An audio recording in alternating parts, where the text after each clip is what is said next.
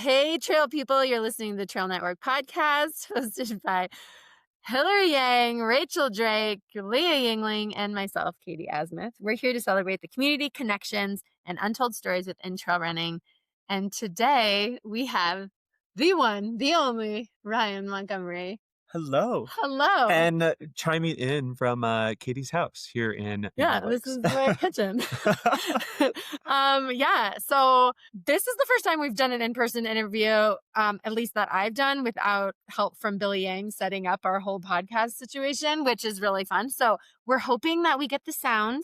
I'm hoping I put this mic up correctly, but we're just I gonna see a have light little on, mic so that- I think we're good. That's right. But it might be muted. No, I'm just kidding.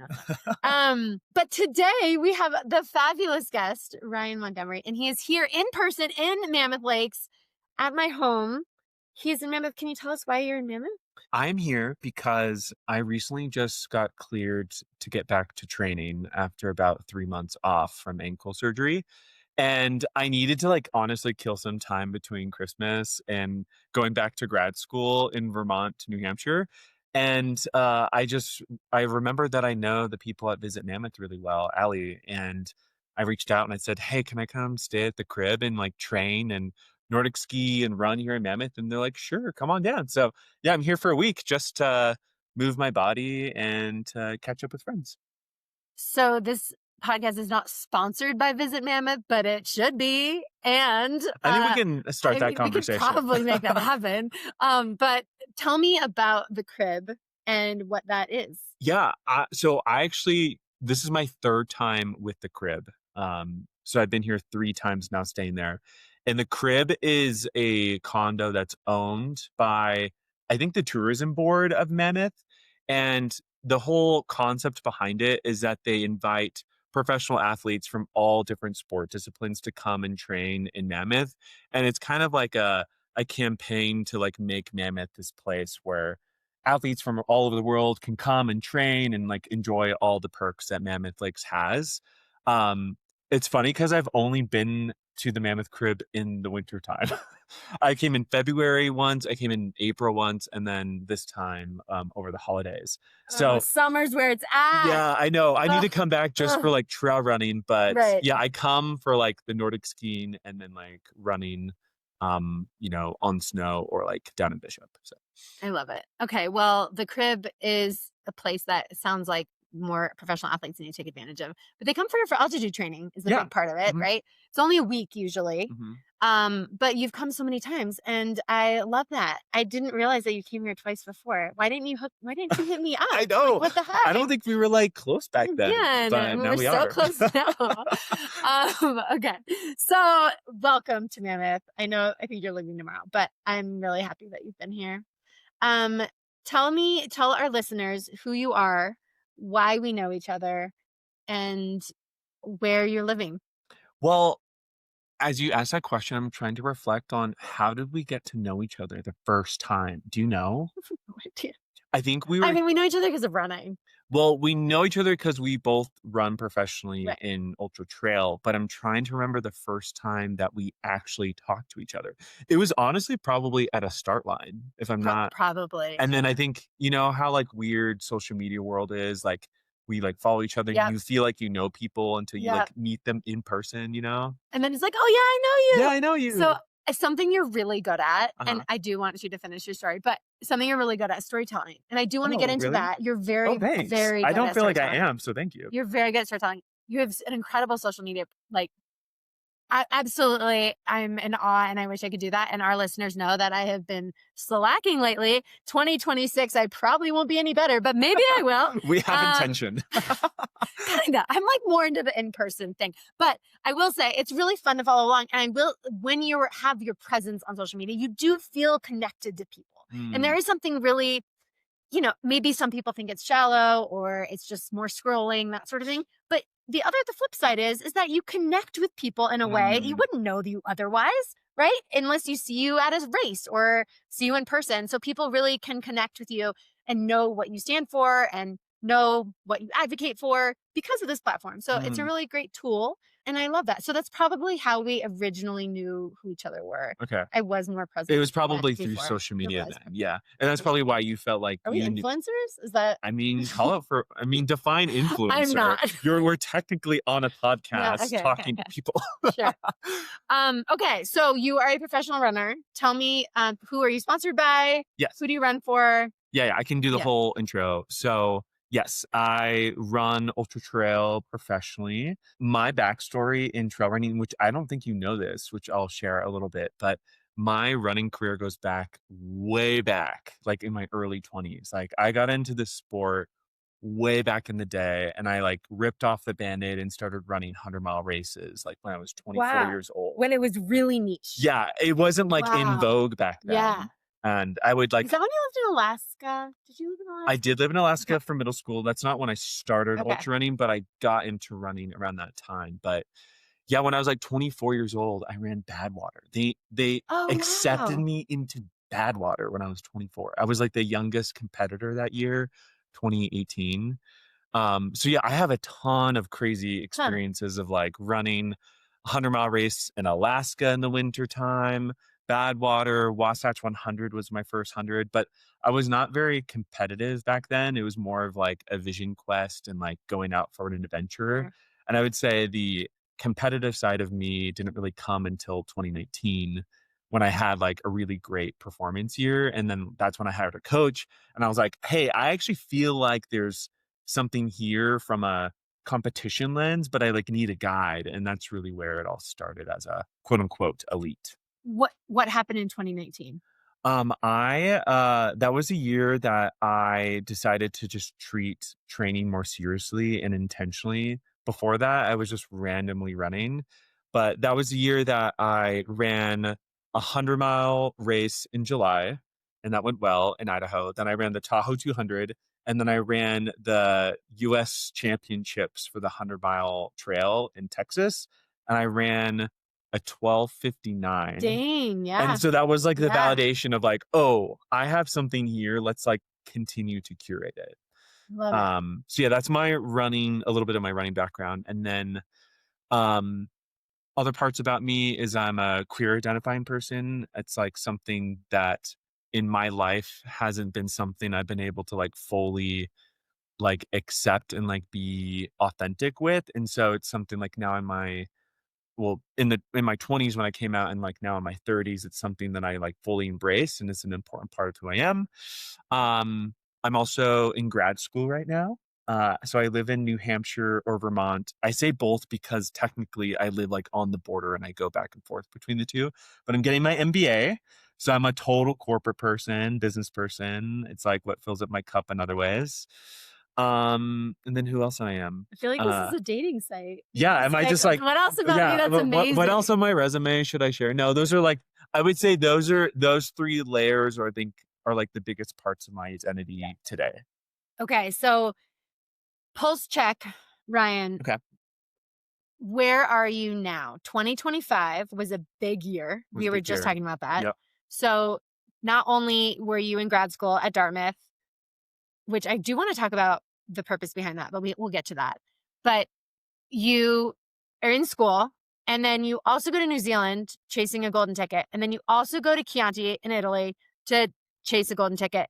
Then you got a golden ticket at Canyons. You race Western States, get 7th place. And then you had an injury, but then then you went to Sham. You went to Chamonix. Right? Am I getting this right? Yep. What am I missing? No, then you moved. Oh my God. You moved to the Bay Area. Climbed Mount Rainier that summer. That was fun. Oh, I want to do that. You moved to the Bay Area so that you could intern at Google. Yep.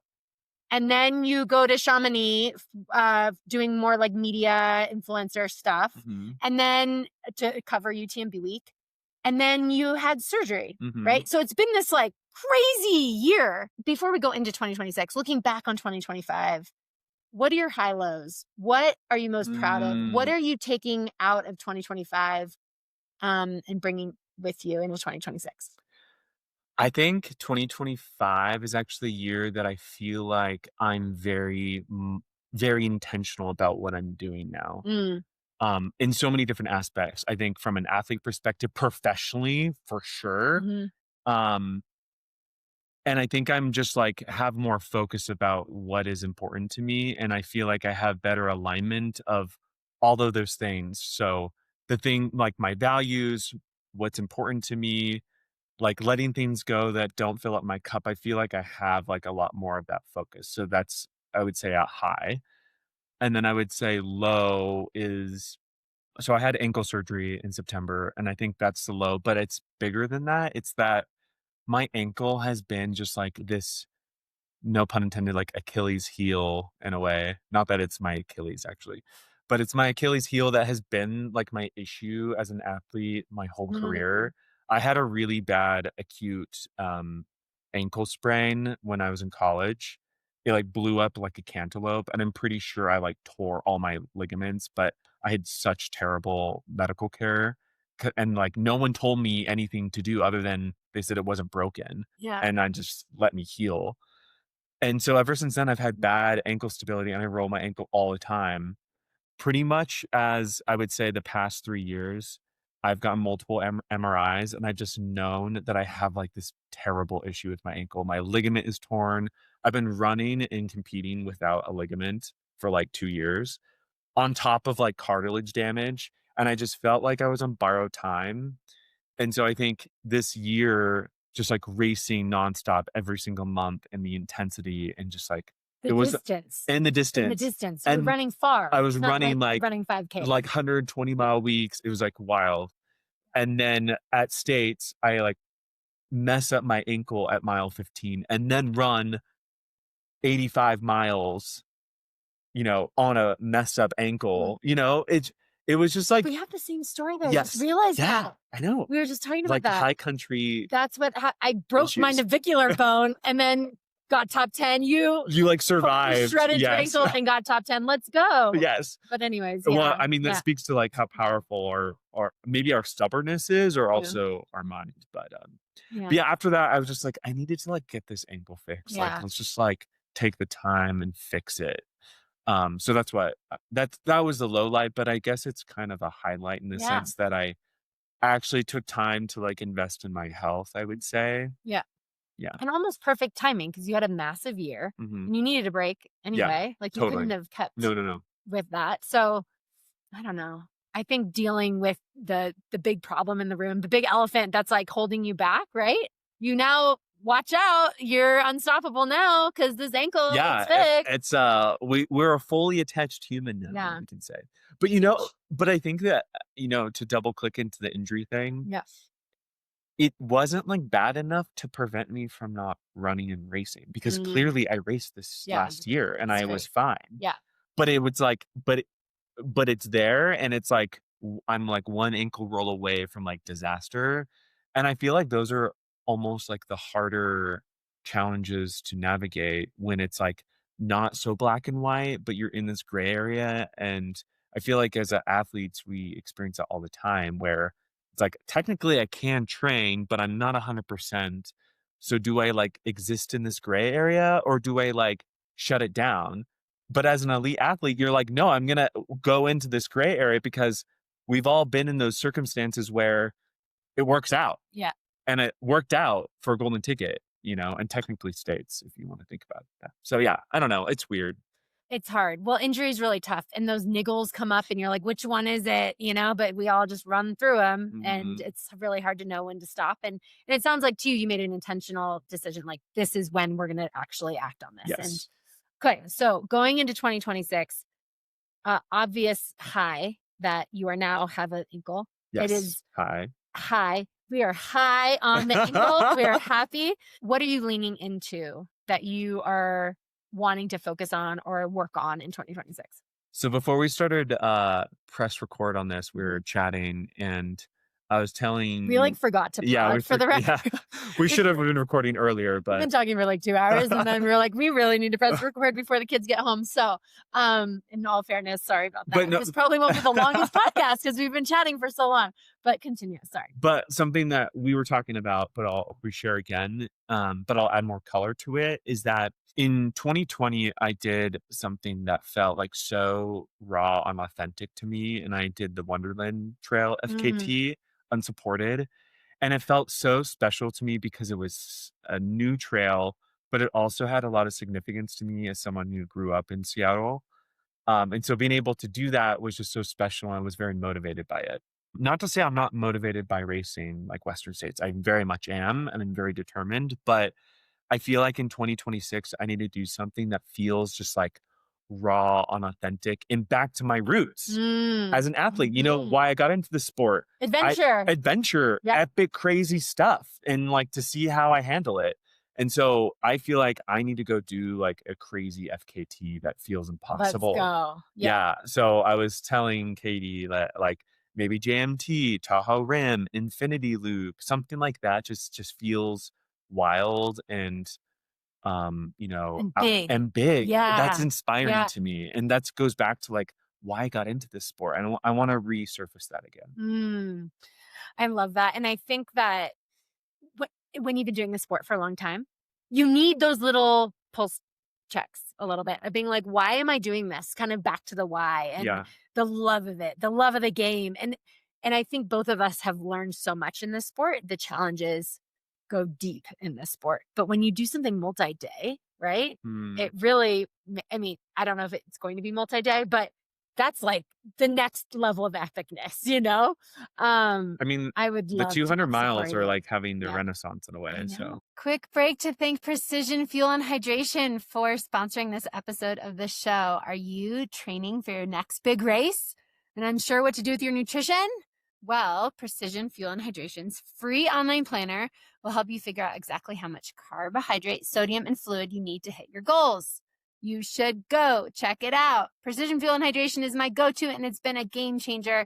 Click the link in the show notes, use the planner, get 15% off your first order with code TTNP15 to help support the show as well. I wonder if people resonate with like this like vision quest, like, or like this grind concept versus like these races that require high precision. I do think that people resonate with this like unfathomable distance. Like the 100-mile now doesn't feel as... Which is crazy. Which is so crazy. When I started, it was like 100 miles. But like now, I mean, maybe it's also our listeners too know, but like the world we live in, it feels like many, many people run 100 miles, which is so wild to say that out loud.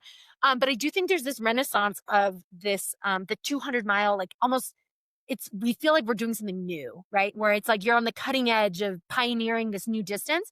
And then on the flip side, the shorter distance is getting a ton of steam because it's like really fun and fast and sexy in that way. And are we going to be an Olympic sport? It's going to be the shorter distance, sub ultra distance, right? So it's like these sort of like the sub ultra and then the 200s have this like following that's just really interesting. And I think kind of a theme of 2025 in my opinion. But yes, I love this idea for you, this FKT. I want to help support in whatever way I can. I'm so here. You've also run with Rod Farvard, who's been very vocal about his love of the JMT, and I really want to see you guys kind of battle it out. I know. I mean, that'll be fun. I was just saying to you, Katie, that it'd be really awesome for if I decide to do something like the JMT to like come out and support Rod. And then like, let's hope that he breaks it and then he can support me and like me or vice versa, you know, I think that'd be really cool. Either way, the culture of FKT is so interesting and so cool because people really want to help each other out, like beat their time, right? Like give all the beta, you know, which I think is super cool. I ran an FKT at Joshua Tree Traverse last year. I mean, it was only like a 4-hour or something traverse. It's I want to do that one. That looks beautiful. It's super fast, so that makes it fun. But it's all the same, so that's less fast. But it's fast. But it was so cool because you read about everybody's in detail about everything. And it's so interesting. I mean, I was putting my taxi cab driver, like his number in there, and he's like wonderful. So you can help at the point to point, you know, that sort of thing. And then Helen Nino Faulkner, who went and got the FKT, she's like, I used your cab driver. I'm like, yes. Oh, no way. Yeah. I love that. I know. Anyways, I just love that the spirit behind it. The spirit behind it. Anyways. Okay. So running in 2026 looks like very fast, lots of speed work for Western states, and then maybe big long stuff and like big mountain adventure. The thing is like, Katie, is like as much as I'm a competitor, Yeah. I wouldn't say that's like my main Mm. motivator. Okay. What I is think I what think is? actually like the competition is something I'm still exploring. Like Huh. that was a big unlock this year, was like finding those additional gears and unlocks mentally for me as a competitor. Okay. Because I have to deconstruct 10 years of ultra running that didn't come from a motivation of like winning or podiuming. It Yeah. came from the motivation of just like pushing myself and like going out on an adventure. And so like I'm having to like reel in the competitor side of me. So I'm very much like still on that journey, and that's fun because it feels like a project. But Yeah. I don't feel like I've been satiating, like Mm. the adventure side. So I think I need both of those. Hmm. But one thing I'm also motivated by is just like my overall progress and development. And I don't discriminate like between different types of running. Like road running, trail running, all the above isn't interesting to me. So or I guess it wasn't last year because we're now in 2026, but in 2024, I ran in Boston, and it like was objectively like a great day for me, but I did not like do a proper marathon block. So part of me is also motivated by like, what if I like, could I like OTQ? Could I run faster than like my 227 I did? Like, I don't really know because I never really trained. It's really So yeah. 227 is very fast. Just Oh, saying. thanks. Just But it's not like elite level but it's not athlete like a 2 fast. Yeah. Yeah. So yeah, I'm gonna run London, I So think excited. this April, and then I'm also gonna run New York. And so part of me is also like, well, how fast can I run them? I don't know. Right. So I'm also motivated by that. The unknown. Was Mhm. this the Courtney Dauwalter effect, or is this just? No, this is before Courtney got Oh, into so before marathoning Courtney. in Okay. a Okay. couple months. Okay. But I'm also like, it's probably the same ethos that she has, which is like she's motivated by like the unknown. This feels like new territory for her. And so I kind of feel the same way. Like, as much as I don't love marathon training, I'm motivated by like, what am I capable of? I don't Right. know. I am feeling that so intimately right Mhm. now because I'm getting older. It's not that old, but I'm turning 40 this year, and I want to embrace the fact that it's real. Your body changes. Yes. And I'm like, how many more years of elite running do I have?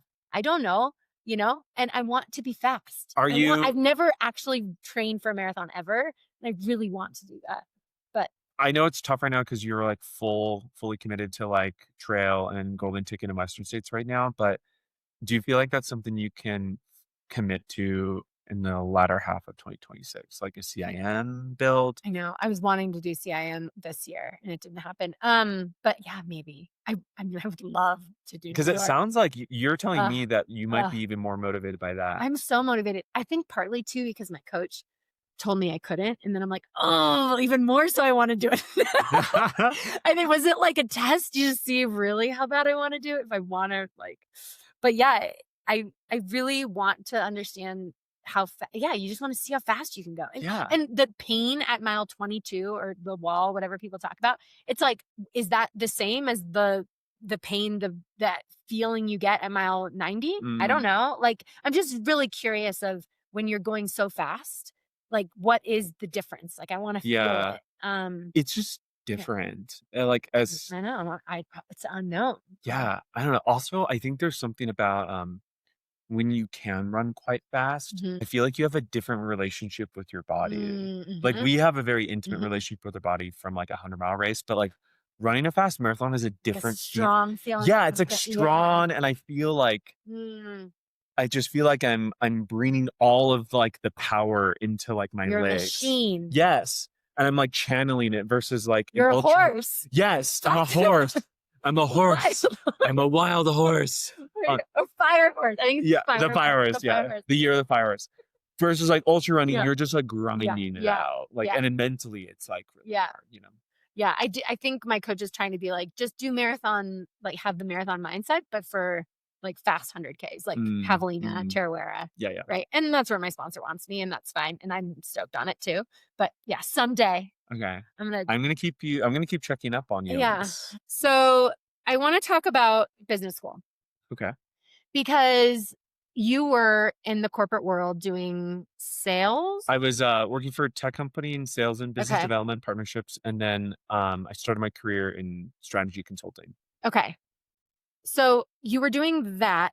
And while you were, I mean, what I would see on the gram is you'd be flying these places and then you'd run and then you'd fly again. And then you'd be doing lots of like consulting strategies. I don't know. But you were doing in the corporate world. And then you decide at some point to go back to school. And I'm curious about what happened there. Was there an intentional like, okay, I no longer like this job. I need something new? Or is there's this like burning business that you want to create? Is this like what is the intention behind business school and why Dartmouth?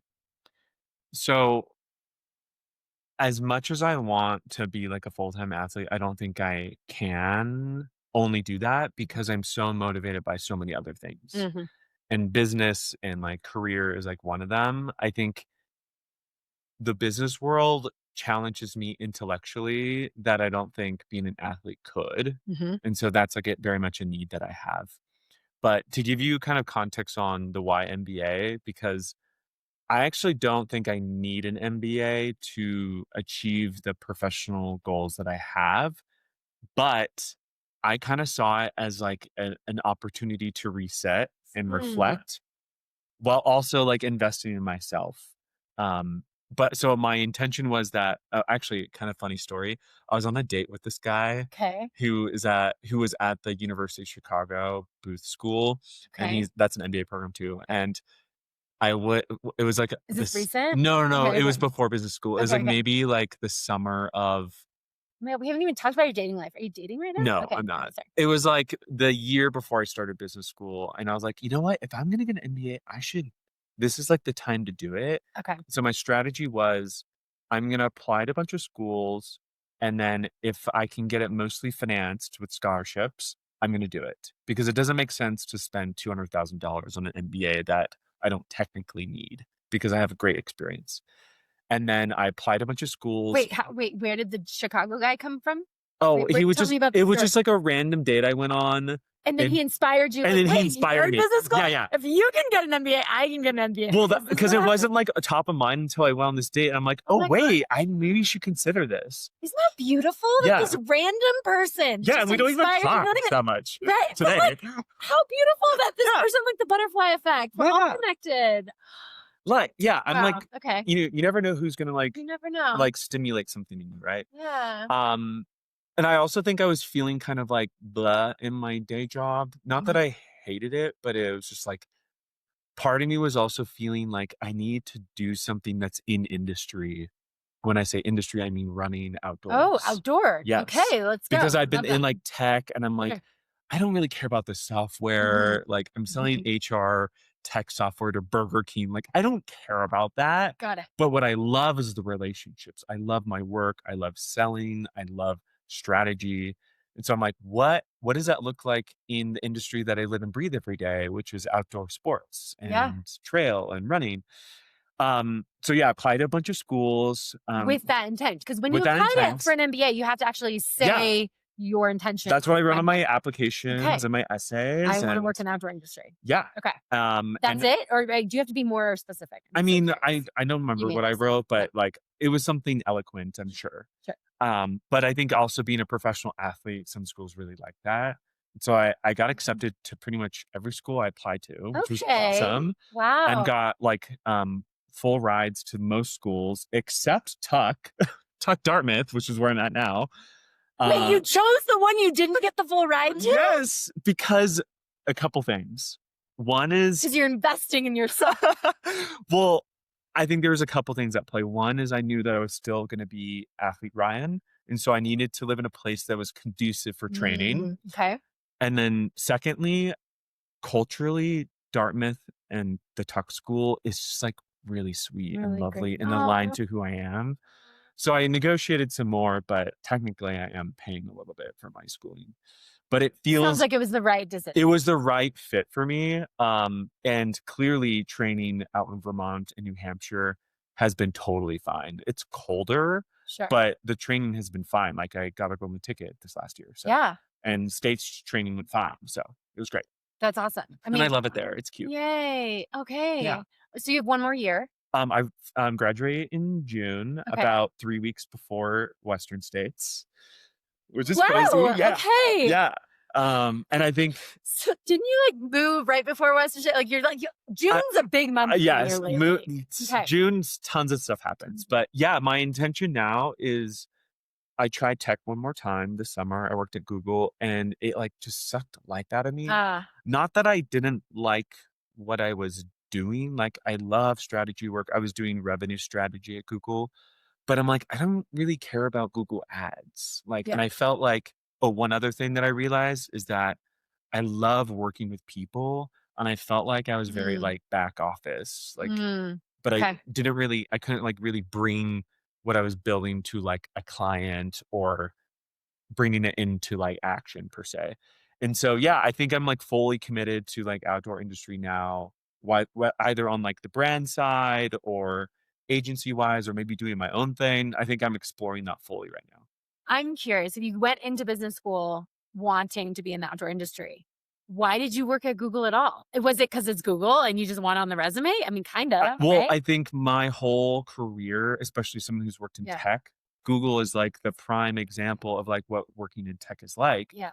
And so when they Curiosity. yeah, and I'm a yes person. I'm like, I'm down to try anything once, and I've always wanted to work there, and so I'm like, let's try it. And I'm glad I did because sometimes the feedback that you need is no and Yeah. not yes. Yep. And like Google was cool. Like, who doesn't love free coffee and food? But like, it also felt kind of like soulless in a Mm, way. okay. Because I would like show up to my team meetings every Monday and be like, I just climbed Mount Rainier. I just ran Western States.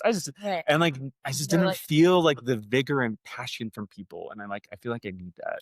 okay, so you think you're going to find it in the outdoor industry. Tell me what your vision is when you graduate. What's the plan? What's Brian the businessman's plan? If I, you were on a date, what would you say? I'm just kidding. oh gosh, are we on a date right now? Kinda. I think what I get really motivated by is the intersection of like strategy and like sales and if Mhm. this is getting too No, businessy, I then love like, it. I don't care. Yeah. I mean, hopefully our listeners enjoy this, but okay. this is, I like really am intimately curious. Like, I feel like a big skill gap that exists in general, but also especially in the outdoor industry is the connection between like vision and strategy and commercial development, which is Mm, like, how do we actually commercialize a product? How do we develop the infrastructure behind getting our product into like all our distribution points and sales? Like, how do we translate that into actual business opportunity? I would say that's my specialty, especially from like a relationship building point of view. So I would say like what I would love to do would be like go to market kind of strategy or like marketplace development. So like think about a shoe brand. mhm. Like you need to develop relationships with retailers. You need to develop your direct um, channel to consumers. You need to develop marketplace development. You're in all of these different ways of how you distribute product. But like, how do we bring that? How do we build that? But also make sure it's authentic to like who we are as a brand. Like that takes a certain level of like quarterbacking that I would love to bring from my past experience into the industry. So, Do you feel like the big brands in outdoor are doing that? Or do you feel like they are also, I'm thinking like especially smaller brands or, mm, you know, small mid brands maybe aren't capitalizing as much as they could, but maybe the bigger brands are, or do you not feel that way? I would say mid to small brands are not doing that as robustly. Mm, They are doing it, but I would question, are they actually doing it from a lens of like, do they have a hypothesis? Do they have like, are they actually going through the strategy process mhm. or are they just throwing stuff at the wall? And my observation is that a lot of people throw stuff at the wall and see what sticks. But is that actually Like like, getting consumer report almost. Like what are the consumers actually wanting? Are they getting feedback on their yes, products? That sort of thing before you grow and expand. yes. Yeah. And I think Nike's a really good example of that, where they did um, distribution across all different channels. And then a few years ago with the new CEO, they are like, we're gonna get rid of retail partnerships. We're gonna go direct. Because with direct, you get the relationship with the customer, you get better margins, you get to own the data behind the customer. But what happened is that all the retail spots that like, Mammoth Lakes, running store down the Shut. road, Brooks, Everybody took it. Saucony, New Balance, they took all that shelf space. And like the thing that's unique about running is that it's all locally driven, like culturally. And like that's where just like Nike just died in many ways. And so now they're having to like claw back in that terms of that strategy. Well, so trying it on. Like it's more than just, doing it. And Shoe, and Shoe is very different about that, right? Yeah. And so obviously different companies have different strategies. Like Speedland, they this is another brand that I find interesting from a commercial lens. They focus primarily on direct. And it seems like their strategy isn't like they want to do tons of retail, but they do some retail because it's essential to the ethos of like running as a core. And so I think asking those types of questions and exploring the pros and cons of like what strategy do you have, like that's the type of like work that I love doing. And I can feel I get excited. energized by it. Yeah. And so seeing like all these new brands come up, it's just so interesting. It's so interesting. Because I'm like, what is their goal? Like, how are they going to do it? Like, those are the big questions I love asking and solving. So there's tons of opportunity. Yeah. Have you thought about where you're going to interview? Oh, yeah. I can't share that on the pod. I'm just asking. Like, you've thought about companies that you care about. I mean, I'm doing so many things right now. Yeah. And I think where I'm at currently is that I'm focusing on just developing relationships with people within the industry to like gauge where there is interest, where there's needs, and like where do I best fit into that. So like it's as much interviewing the business as much as of course. Sure. So there's lots of stuff in the pipeline right now, but I can't share. Well, of course. Okay. But business school is so interesting to me because it just seems fun. Am I wrong? But like, I mean, business school is not hard.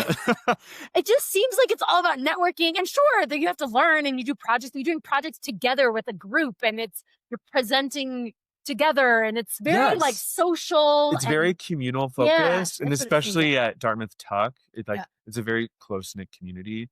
But I think the biggest fallacy of like MBA programs, or at least the ones Dartmouth, is that I think people compare grad school to their experience as an undergrad, where you're like in this big lecture hall and you're regurgitating the information on exam. It's not like that. Business school is all about critical thinking and being able to like orally defend a point of view. So like in class, I love MBA school. It's like so interesting because you'll read a case. Let's say it's a case about like Apple. And then we start class and the professor will be like, Katie, let's start off like, what was your opinion on the case? And you'll say something and then someone else will chime in and then someone will have a hot take and then you debate, but you're graded on like how well you can articulate your point of view in like an educated way. And so it's all about critical thinking. And I love that. And voicing, not just the critical thinking, you have to actually express your thoughts. I mean, at the end of the day, as a leader, being a leader, it's not so much about like what's in your brain. It's actually about how do you build coalition with people? How do you persuade people? How do you debate people? Like those are all foundational skills of leadership. It's not so much like, are you loud, So that's been really fun for me. Do you want to talk about being an agent? Sure. Yeah, okay. Definitely. So this was news to me. Okay. And this is something that I think that our sport needs more of, but you have recently signed a couple athletes to be their agent. Yes. And this is kind of a fun way for you to use your everyday running life and also business, but you're putting on both hats at the same time, which is really fun. It seems like it's a really fun, they complement each other, but you know the industry, the running industry so well. So you are able to network and that as an agent. But I'm curious because it seems like the business background seems so critical in that, putting that hat on. I want to say just critical. It is foundational to be successful as an agent because to have an MBA.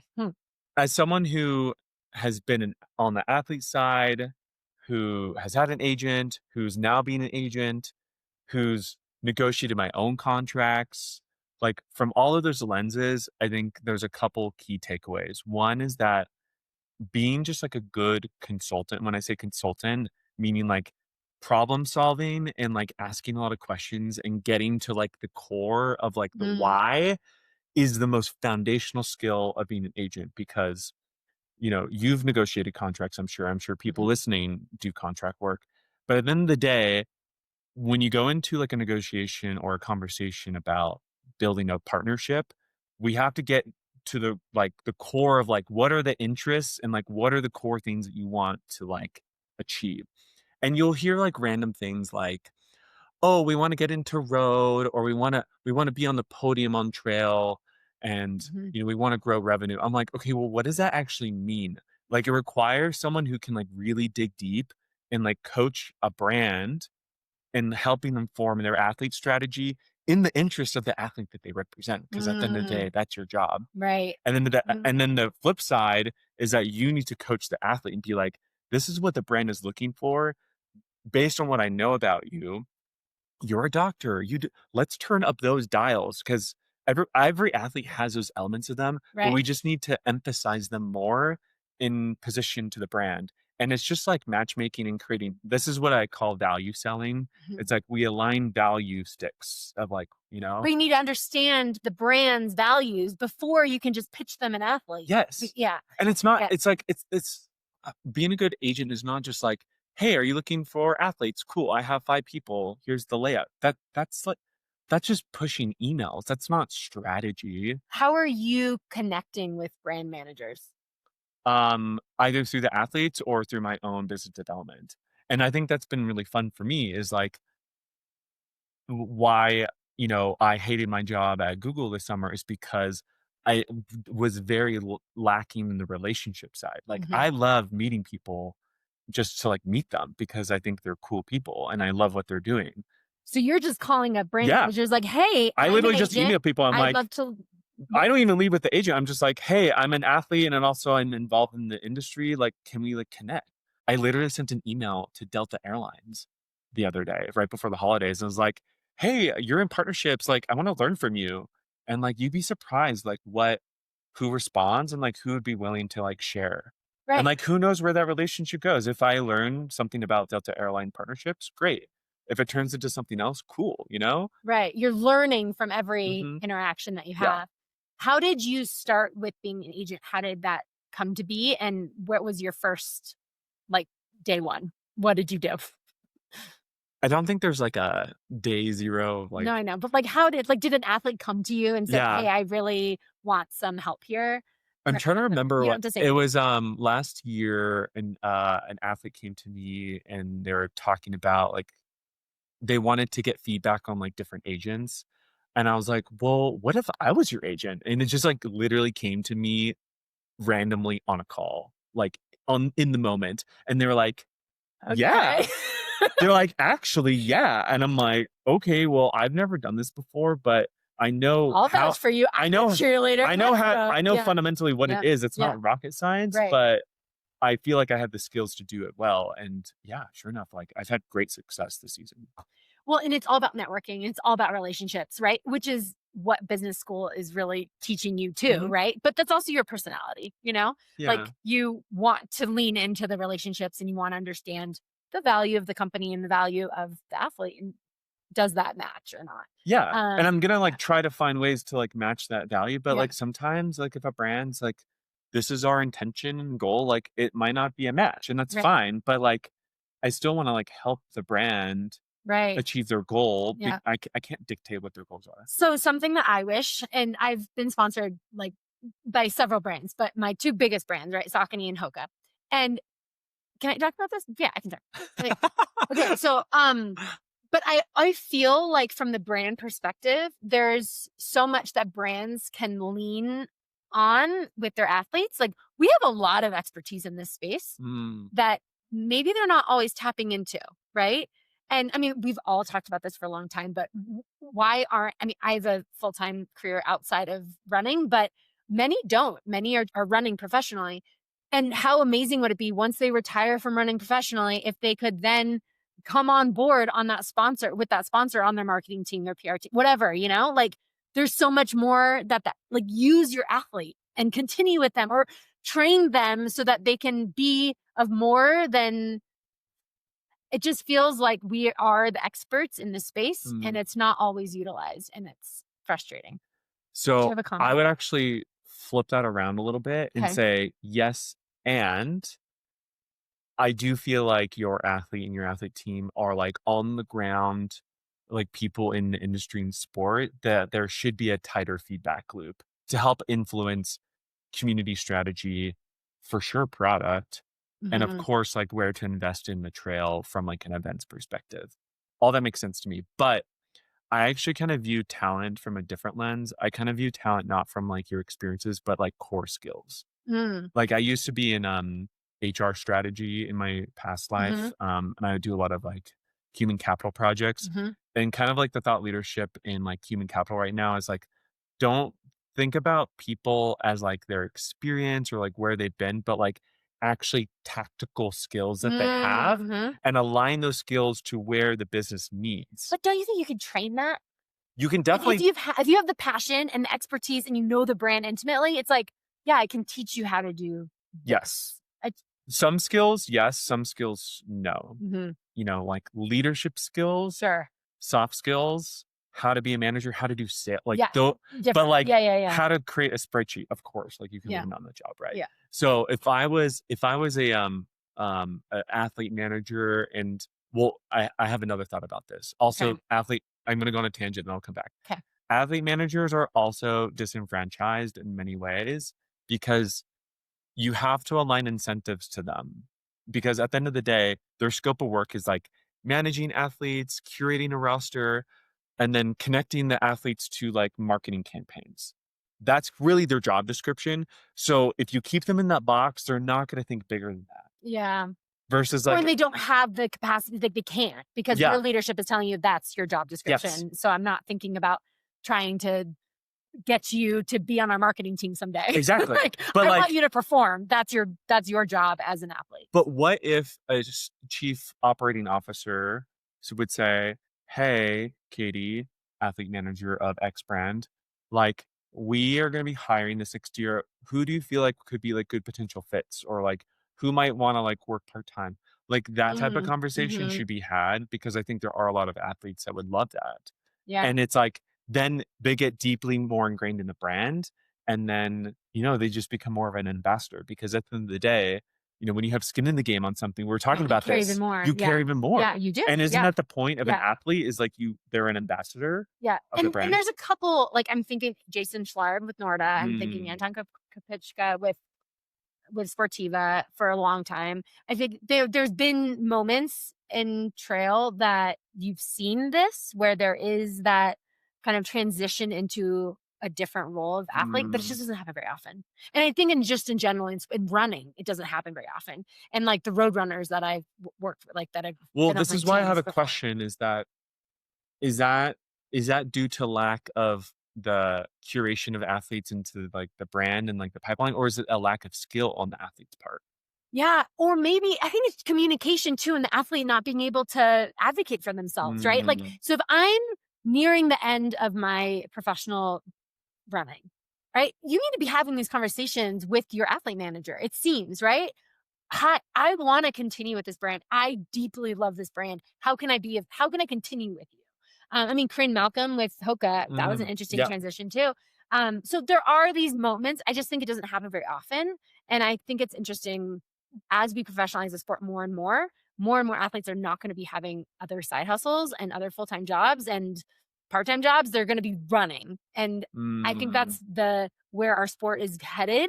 Um, you know, that and I just because it's so competitive now that people have to like feel that Full they have to commit, go yeah. full commit. But then what happens after that? What do you do after that? Like if that's how I'm just concerned. Maybe it's the mama bear in me where I'm like, well, then what? What do you do after 6 years of only running, and not having anything else to feed you?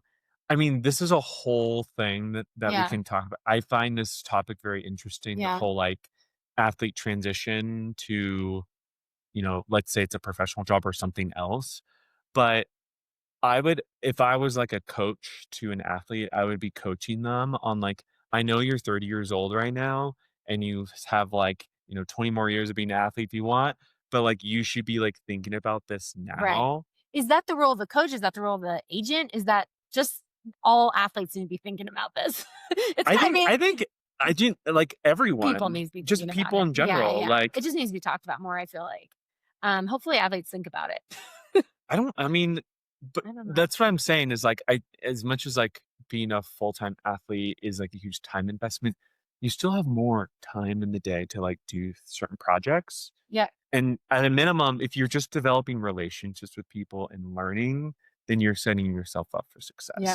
I would say if people aren't doing that, then that's concerning. Start there. Yeah. Yeah. Just like meet people and learn. Or Right. like my favorite thing to do is just like informational interviews. Like you would be surprised if you just email someone. I know. And be like, right to Delta. I love this. it's just like, I'm a pro athlete. This is what I'm working on. I'm really Yeah. inspired by what we're doing. Do you want to do like a 20-minute chat? You would be like, I usually get like an 80% response rate to Okay, this. so you get a response from Delta. What is the conversation? Well, we haven't talked yet. Okay, but like, in theory. Like you have, so you get the informational meeting set up. What are you going to have a talk with them about?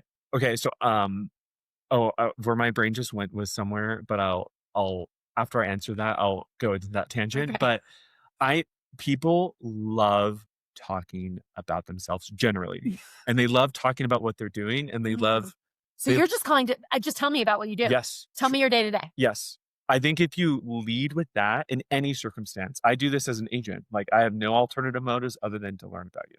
Yeah. And if it leads to something, whether it's my own personal partnership or someone else's, awesome. But at the end of the day, I'm motivated by like learning and building a relationship. Yeah. And I feel like people like sniff that out. Like, is it genuine? Because for me, like it's kind of like let's say it's like dating, for example. Like if it leads, like how it feels like. Yeah. Like if it leads to a relationship, awesome. But I'm gonna walk away from this date with something. I'm the Chicago guy. Changed your life forever. Yes. Love him. Yeah. Like I might learn something new of like I hate or love. Like that's valuable. Right. Or even how they responded. You might like, oh wow, the way they responded, the way they articulated that concept was really interesting. I'm gonna use that or whatever. Yeah. Could be even subconscious how you use it. Yeah. Like why would you go into any really like call like with like a goal of like getting something out of it? Right. Just listen. Yeah, just listen. Just like you'd be surprised what you can gain just by listening. So that's my approach. And then who knows? Maybe because this is my skills 101 lesson for people. Okay. It's like if you actually just listen to people, just like actually listen and ask questions and be curious, you're gonna find something that connects back to you. Like in this, because we're all connected, it turns out, and but like we're all similar in so many ways, and you can find parts of yourself in other things. And you're gonna find something to relate to. Like with this lady at Delta, she's probably gonna say a couple things, and I'm gonna say, "Oh my God, I've been experiencing this as an agent, or I experienced this as an athlete." That's like that's the cosm of like relationship building 101, right? Yeah. And like who knows where that can go. Yeah. So that's kind of my advice is like just like learn from people, and like naturally people are gonna love you because you're awesome. All of you, all of our listeners are awesome. And then like who knows if that turns into a business opportunity, awesome. If it becomes like a friend, awesome. Right. Just open your world. Yeah. I love that. Ryan, can you tell me about OutTrails? And I want to hear about your involvement with it, and also about it's the ethos of everything you're just saying. It's about connecting with people, and it's about opening doors, and it's about networking, and it's about listening, and it's about being present, right? But it's also so much more. So tell me about OutTrails. Yeah, OutTrails started in 2021, 2022. So like 5 years ago. And do you do it with Addie? No. Okay. Addie has another one? We work tangentially because she has an organization called OutRun. Mine's called OutTrails. Okay, but sorry. we're doing the same thing. Addie Bracy's, who I was just talking about, she is a friend of the pod. She came on after Javelina. And I love Addie. She's great, but I was just curious. Okay. Yeah. And Addie's actually come to OutTrails events in the past. Like we're all kind of in the same mission, right? Totally. But I think as I grew in like visibility in the sport, I think I just recognized how many queer people there are in trail, and queer people are everywhere. Turns out. And guess what? They also need community, and also selfishly, I want community because there aren't. I mean, where I've lived, there hasn't always been like tons of queer trail community. So I think one thing, and also I think this was at the time in my life when I was starting to develop a lot of relationships with non-binary people and transgender athletes. and like hearing their stories, I'm like, oh my gosh, like We need this. we need a place where these people and this community can just like be on trail and be themselves, because at the end of the day, why are we trail runners? Yeah. We just want to like be ourselves And adventure and together. adventure together. I think that's just such a beautiful tool and a way to connect people. So people would reach out to you and be like, "Ugh, I see you in me. I'm here too. I'm out there. How do we all connect?" And then when did the OutTrails? Did you start OutTrails? Was it already existent? Now you kind of work with them. How does It's like how did that very grassroots still. Okay. Like I don't want to like make this like a super formal thing, Yeah. but it is formal in the sense that we are a community. But my whole vision behind it was local community with like a global kind of organization as well. So we do monthly group runs in a couple geos, and we're going to launch more group runs in like 3 more cities this year, which is Oh, wow. exciting. But it requires like people on the ground to be like, I Right. want to help build this, Right. because like I can't like, build this in all these different places when I Right. don't live there. So So it's really people stepping it's up. very to be like, hey, grassroots. I Yeah. want to do this. And this, Yes. you're giving some sort of structure to folks Mhm. that already want to do it. Exactly. To So lead it. that's like the local component. And then I've just leveraged my privilege of like my partnerships in like my relationships in the sport to pool money into a scholarship program. And then we do an annual running retreat explicitly for queer identifying people. And we have a scholarship program, no cost. And so Oh, I've been doing this wow. every year. And it is like, I can't even tell you, Katie, how beautiful this one weekend is. Imagine like this cosm of we especially bring like people of color and trans identifying people, because those are the people like most at risk for like lack of community in trail. But yeah, it's just like the stories I hear, the laughs, the cries. People always talk about like how this is like where they feel like they can fully run on trail and be themselves. One of my favorite stories, actually, my first out trails, we did it at Mount St. Helens, and it was a big year. It was like 50 people. Oh, wow. And for a lot of people who have top surgery, it is like a huge moment for them to like celebrate, like This is like they're gonna go yeah, to celebrate. it's very like gender affirming to like Yeah. have top surgery. Correct. And there was a lot of people at this retreat that also had top surgery. And there was like this photograph that like circulated at the camp where there's like 4 of them that took their shirts off on the middle of the trail run and like took this photo of them like celebrating their bodies and like very firmly. And it was like, this is on trails on trail. together, And running. like they like can't do that in their Yeah. local communities because they don't have other people running with them like that.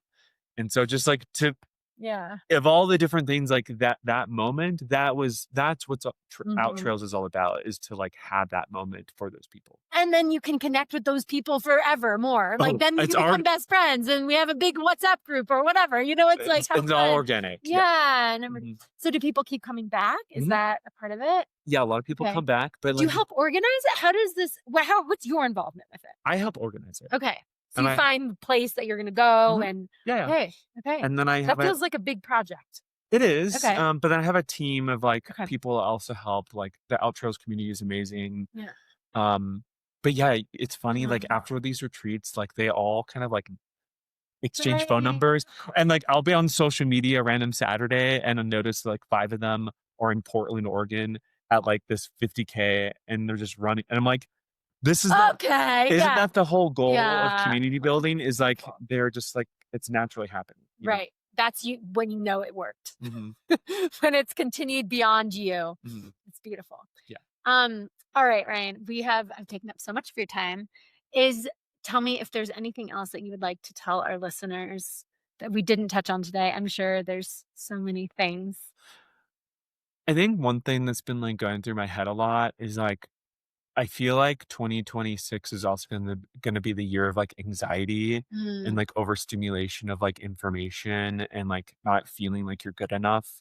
And I wish this is what I'm thinking about is like, I wish people will just recognize like all the gifts that they have and like what like value they really, really bring, because they bring it. And I feel like it's so easy to compare ourselves when we like look at the news or on social media and like everyone's so perfect. Everyone's like just be who you are and like be authentic and like that should be enough. Like, so there's that. And then I think also just like being intentional.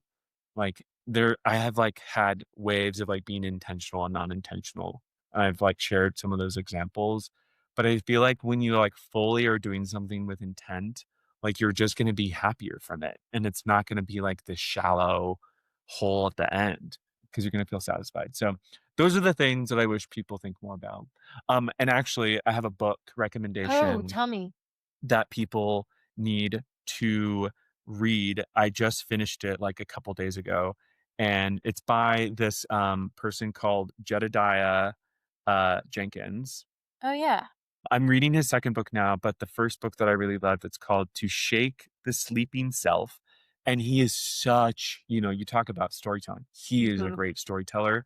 And it's a story about him cycling from Oregon all the way to Patagonia in South America. And didn't train. He didn't know shit. He just did it. And it's him deconstructing his sexuality, him growing up in Tennessee with like a religious mom and his relationship with this mom. And I share this because it's a book all about being intentional and reflecting. And I think we could all do more of that. I spend a lot of time doing it. And it was just like a lovely read. So Oh, wonderful. I love that. Thank yeah. you for sharing. Yeah. Thank you so much for coming on the podcast. You're just an absolute gem in every way. You're a gem. And you know what? You are starting off your second podcast of 2026. So, we are going into 2026 with like big love energy, love of ourselves, love of our community. And yeah, maybe we'll have you on again. I mean, soon. I love potting, He's especially coming with back. you. You're coming back in February. Yeah, we could. Oh my gosh, we can get a big group. That'd be fun. That would be fun. Yeah. Should we do like a round table? We've done that. We did it with Tim, Hillary, Rod, and I one podcast. It was so fun. That's the one I said that Billy had to send it up. Yes. But we can figure it out. Round tables are great when you have like one topic and you just like beat it to death. Yes. Just keep going. Hot take after hot take. Okay, I love that. Thanks again. You're amazing. We hope you enjoyed this episode today. Thank you so much, Ryan, for coming on the show.